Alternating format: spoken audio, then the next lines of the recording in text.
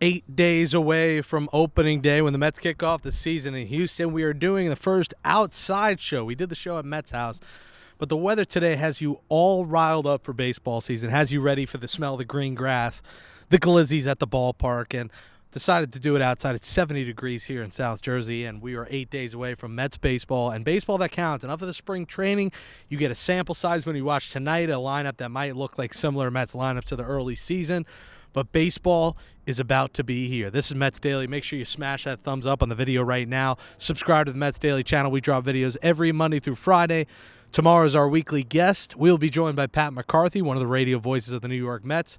Got a chance to talk with him at Amazing Day. He's a really good dude. He is actually going to be down in Florida at Port St. Lucie tomorrow, so Pat McCarthy will join us on the program tomorrow. It is Wednesday, March 19th, 2025, and not a ton going on in Metsland, but some interesting notes is the fact that Sean Manaea is throwing from around 90 feet. Now, Sean Manaea is expected to be back by late April, and I think he's on a perfect timeline. The fact he's throwing from 90 feet, he's already rehabbing.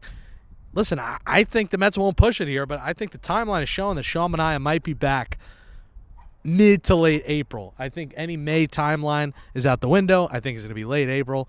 And that's big news for a Mets rotation that badly needs him. And a Mets rotation that I think you can't sleep on.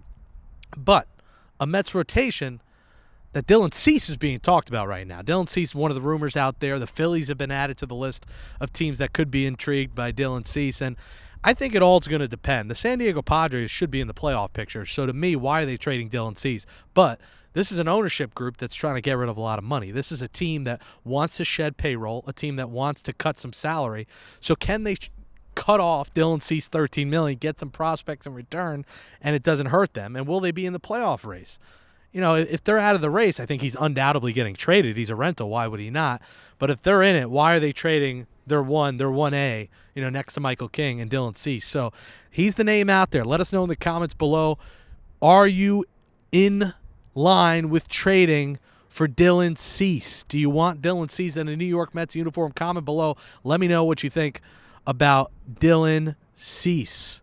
We'll also answer your questions in a little bit from the mailbag from yesterday, the best comments from yesterday's show. But Dylan Cease, I don't think the Mets need him right now. I don't think the Mets need to worry right at this moment to add a starting pitcher. I think Sean Manaea is back late April. I think Griffin Canning has looked really good in spring, so you don't worry about Griffin Canning.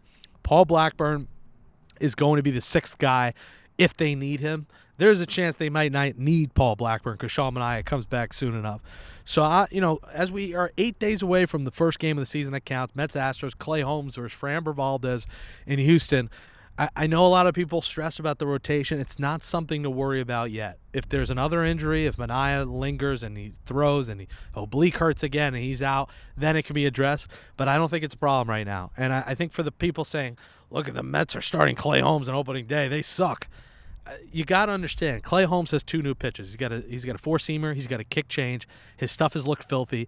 And you can't judge a guy who hasn't done this before. There is a chance he is an elite starting pitcher. There is a chance that he is the steal of the offseason. And a story that just came out today is that another team was trying for Clay Holmes and was trying to make him a starting pitcher. This wasn't a Mets Jeremy Hefner Mets pitching lab only. There was another team that wanted Clay Holmes, but the Mets outbid for Clay Holmes when he got that 3-year, $38 million contract. So it's not like Clay Holmes wasn't wanted by other teams, and other teams had the similar thought of, hey, he struggled at times as a closer for the Yankees, but his stuff plays where this guy could be a 6-inning, 2 runs a game starting pitcher with a sub-3 ERA. And I think the Mets are hoping Clay Holmes is their number 3 behind Manaea, behind Kodai Senga, and then it's him or David Peterson as a number 3. He puts up a 3 ERA, he wins you 12 to 15 games, and the Mets will sign up for every day of the week and twice on Sunday. So Clay Holmes, Framber Valdez is going to be good. And like I said, Luis Angel Acuna should be the second baseman against the lefty on opening day. I think the Mets do go with the platoon plan of Beatty versus righties, Acuna versus lefties, and it's survivor style. It's Hunger Games. Best man wins.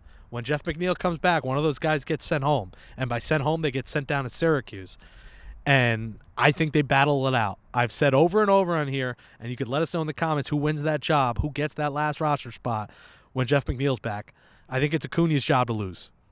I just think he provides this roster more flexibility to what they need in terms of speed and defense than Brett Beatty does. And you could say Brett Beatty's bat's better. He's got better exit velocity, all the numbers. But what does he provide you defensively? The only logic is that he's the left-handed bat off the bench. But to me, that's not enough logic to keep him on the roster just because the Mets did that before. Remember, they did that last year with DJ Stewart. DJ Stewart kept staying on the roster because he was a lefty. That was the only reason. And then when he came up to plate, he was a bum. He was a walk or a strikeout waiting to happen. So I don't want to hear the logic of he's a left-hand hitter. Okay, so is DJ Stewart, and now he's playing with the Pittsburgh Pirates where he belongs. I hate to hate on DJ Stewart, but that's what's going to happen if you go with the I need a left-hand hitter logic. And Brett Beatty could prove me wrong. He could be great, and I hope he does. I'm rooting for him. But don't keep a guy on the roster because he adds a left-hand hitter to your team for that reason alone. He needs to prove that he could play second base. And to me, I don't think it makes sense playing Jeff McNeil every day after day after day. And why are you having another left-hand hitter if Jeff McNeil's sitting? Why not have a righty and Luis Angel Acuna? So it's an endless argument. I think the first 2 weeks we're going to find out, who wins that job. But I think they both make the roster on opening day. And I think versus Framber Valdez, we see Luis Angel Acuna. Speaking of lefties, Matt Allen is throwing. This is a guy that has dealt with 2 Tommy John surgeries, and he's finally back on the mound. And listen, he looked good throwing on the back. I don't put much stock into what a guy does on the practice fields in spring training. But this is a guy throwing 99 miles an hour already, coming off 2 Tommy John surgeries. You don't want him to blow his load too quick here, but you want to see Matt Allen maybe be a factor later in the season. I think that might be pushing it. It's probably going to be next year. But this is a third-round pick in 2019 who hasn't really pitched since then because of arm troubles. And if he's already throwing cheese at 97, 98 miles an hour and he just got back, Matt Allen is a name to keep an eye on. We know about Brandon Sproat, but no one really talks about a guy who hasn't pitched in 6 years, and that's Matt Allen. So you got Sean Manaea throwing from 90 feet. You got Matt Allen throwing 99 miles an hour in the backfields. And all of a sudden, hey, maybe the Mets have another dark horse option if something goes wrong in the rotation. We know about Sproat. We know about Nolan McLean. We know about Jonah Tong. But Matt Allen is maybe that fourth guy down the pipeline that could be an option for the New York Mets. But 8 days, the Mets take on the Astros. We'll have a full preview next week. Again, we will have Pat McCarthy on the show tomorrow. But there's a reason to be hyped. Listen, I think the Braves are probably still the best team in the National League East. I think it's Braves, Mets, Phillies in that order. I think it comes down to the final weekend. I think it's the Braves or Mets win this division, and it might come down to the last day of the season. With the Braves, it matters of health. This is a team that continuously gets hurt year after year, yet finds a way to find their way in the playoffs. If Spencer Strider is healthy and that rotation stays healthy, I think the Braves are the better team than the Mets overall. But I think it's going to matter of what this team adds at the deadline. The Mets added some pieces. The Braves always add pieces. Do the Phillies add some pieces? I thought the Phillies had a horrific offseason, adding just Jesus Luzardo and Max Kepler. A team that won the division had a horrible offseason. I think people are sleeping in them. I think they could still win this division. But there's no doubt, if you look at the power rankings, the Mets and Braves should be ranked ahead of the Phillies right now. So we'll see how it plays out. I think it's a 3-team race. I don't think the Nationals are serious contenders. I know a lot of people want to say the Nationals are a dark horse. Let's get serious. The Nationals maybe will be a 500 team if everything cracks right. They do not have a good rotation. The Texas Rangers adding former National and former NL East member Patrick Corbin the other day. A depleted rotation that's hoping Jacob deGrom stays healthy.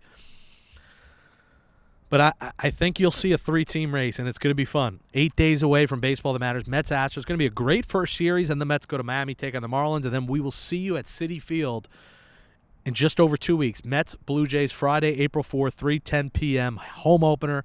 Packed house, sold out. The vibes are going to be incredible. Hopefully the weather's like today. I wanted to kind of get a sprinkle of the home opener with this weather today, 71 degrees. It's so nice out. We wanted to do a show from outdoors and get you ready for baseball season. But let us know in the comments below. Dylan Cease, you want him? You excited about Matt Allen? Let us know. Let's close out today's show here on a hump day with your comments from yesterday's show. We had a couple comments. Jonathan Shanup says, please react to a fictional news headline. Edwin Diaz will compete in the WBC in 2026.